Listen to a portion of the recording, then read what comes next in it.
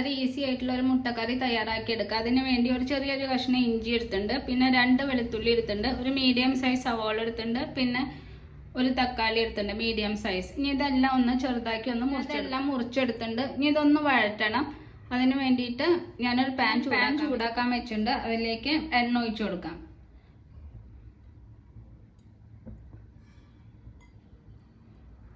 ഇഷ്ടമുള്ള ഓയിൽ ഒഴിച്ചു കൊടുക്കാം.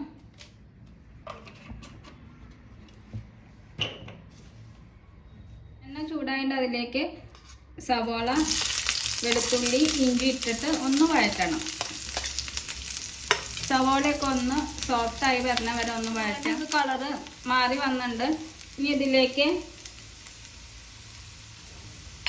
2 വറ്റൽമുളക് ഇട്ട് കൊടുക്കാം. പിന്നെ 1/2 ടീസ്പൂൺ കുരുമുളക്, പിന്നെ 1 ടീസ്പൂൺ കസ്കസ് ഇത് ഇതിലേക്ക് ഇട്ട് കൊടുക്കാം. പിന്നെ 1/4 കപ്പ് തേങ്ങ ചിരകിയതും. ഇനി ഇതൊന്ന് നന്നായിട്ടൊന്ന് വഴറ്റാം. ഈ തേങ്ങയൊക്കെ ഒന്ന് വഴറ്റിയെടുക്കാം. ഇതിലത്തെ വെള്ളത്തിൻ്റെ അംശമൊക്കെ ഒന്ന് മാറണ വരെ ഒന്ന് വഴറ്റിയെടുക്കാം. നാളികേരം ഇട്ടിട്ട് 2-3 മിനിറ്റ് ഇതൊന്ന് ഫ്രൈ ചെയ്തിട്ടുണ്ട്. ഇനി അതിലേക്ക് മുറിച്ച് വെച്ച് തക്കാളി ഇട്ട് കൊടുക്കാം. എന്നിട്ട് ഇതൊന്ന് സോഫ്റ്റ് ആവണ വരെ ഒന്ന് വഴറ്റിയെടുക്കാം. ഇതിലേക്ക് കുറച്ച് ഉപ്പിട്ട് കൊടുത്തിട്ടുണ്ട്. അപ്പം തക്കാളിയൊക്കെ ഒന്ന് നന്നായിട്ട് വേഗം സോഫ്റ്റായി കിട്ടും. ഇനി ഇതൊന്ന് നന്നായിട്ടൊന്ന് മിക്സ് ചെയ്യാം. എന്നിട്ടൊരു മീഡിയം ഫ്ലെയിമിൽ വെച്ചിട്ട് ഇതൊന്ന് വേവിച്ചെടുക്കാം. ഇപ്പോൾ തക്കാളിയൊക്കെ സോഫ്റ്റായിട്ട് നന്നായിട്ട് വെന്തിട്ടുണ്ട്. ഇനി ഇതിലേക്ക് 1/2 ടീസ്പൂൺ മഞ്ഞൾപ്പൊടി ഇട്ട് കൊടുക്കാം. പിന്നെ 1/2 ടീസ്പൂൺ ഗരം മസാല പൗഡർ. ഇനി ഇതൊന്ന് 2-3 മിനിറ്റ് ഒന്ന് ഫ്രൈ ചെയ്തെടുക്കാം. എന്നിട്ട് ചൂടാറിയതിന് ശേഷം ഇതൊന്ന് അരച്ചെടുക്കണം.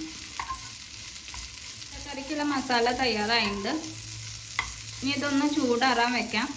എന്നിട്ട് ഇതൊന്ന് അരച്ചെടുക്കാം. നല്ല ചൂടാറിയിട്ട് ഞാനൊരു മിക്സിയുടെ ജാറിലേക്ക് മാറ്റിയിട്ടുണ്ട്. ഇനി ഇതിലേക്ക് കുറച്ച് വെള്ളം ഒഴിച്ചിട്ട് ഒന്ന് അരച്ചെടുക്കാം.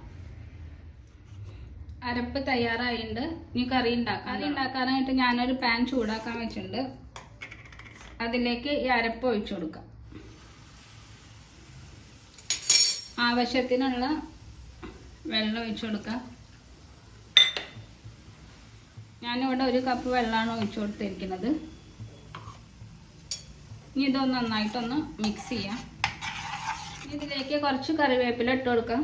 പിന്നെ 1 പച്ചമുളക് നടും കീറിയത് അത് ഇട്ട് കൊടുക്കാം.